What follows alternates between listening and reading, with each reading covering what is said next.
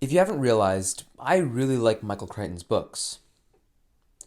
Well, I've only read 3, but they're the default whenever I have a book project in AP Lang.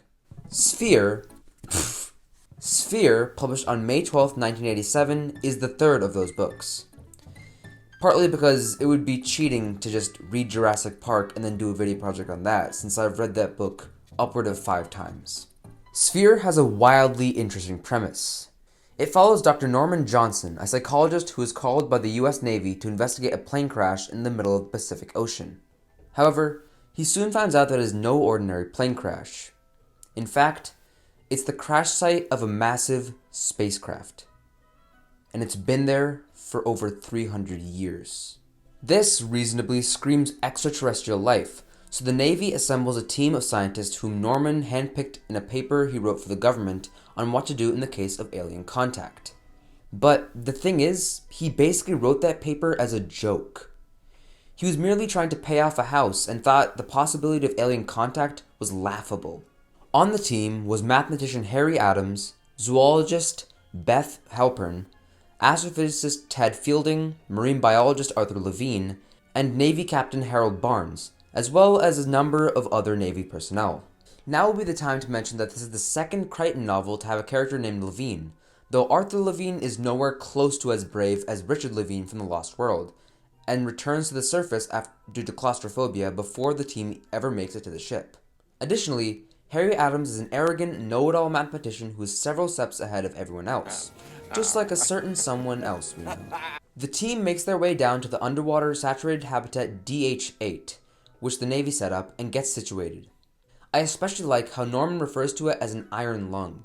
They use a robot to open the unknown spacecraft, and inside, they see a console that displays English words.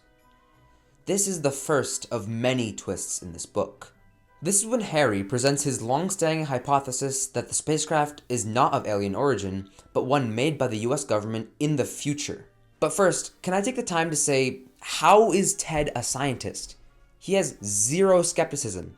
He hears extraterrestrial life and says, "Yo, it's definitely alien." Then, when that idea gets broken, Harry suggests time travelers, and he's like, "Yo, it's definitely time travelers." And then later, he literally says, from everything he knows about his own field of study, it shouldn't theoretically be possible, but since he said it, it's gotta be true. Anyways, they begin the first expedition inside the spacecraft, and the banter between the scientists here is actually very funny. Eventually, they come across a hangar that contains a perfectly polished silver sphere about 30 feet in diameter. Hey, that's the name of the book. It's clear to them that the sphere is of alien origin. Harry points out how the markings on it allude to there being a door to open it. The next part is what terrified me. While reviewing tapes from just hours ago, Norman finds footage of the sphere opening to reveal nothing but blackness. Eventually, Harry figures out how to open the sphere and goes inside it. When he finally comes out, he's in a hysteric state, not even remembering his own name. Soon after, Harry starts finding messages in the form of random digits and binary from the sphere, and is able to decode the first message from the sphere, displayed on a computer. It reads, "Hello. How are you?" "I'm fine." "What is your name?" "My name is Jerry." Soon, the habitat is hit by several attacks from a giant squid, which Jerry manifested. At the end of the attacks, the only people left alive are Norman, Harry, and Beth. Norman then finds a mistake in Harry's translation of Jerry's first message. It wasn't, "My name is Jerry." It was, "My name is Harry." From this, he and Beth realized that Harry was the one manifesting Jerry's messages and all of the giant squid attacks. Soon, Norman finds a tape of Beth entering the sphere the same way Harry did. This causes Beth to turn on Norman, and Norman to seek the sphere. He realizes that the way to open it was to imagine the sphere being opened. He goes in and is greeted with a voice that he begins to have a conversation with. This is where the best line of the entire book comes. Norman asks the voice if it is a higher entity than himself, and the voice responds, "How high are you?"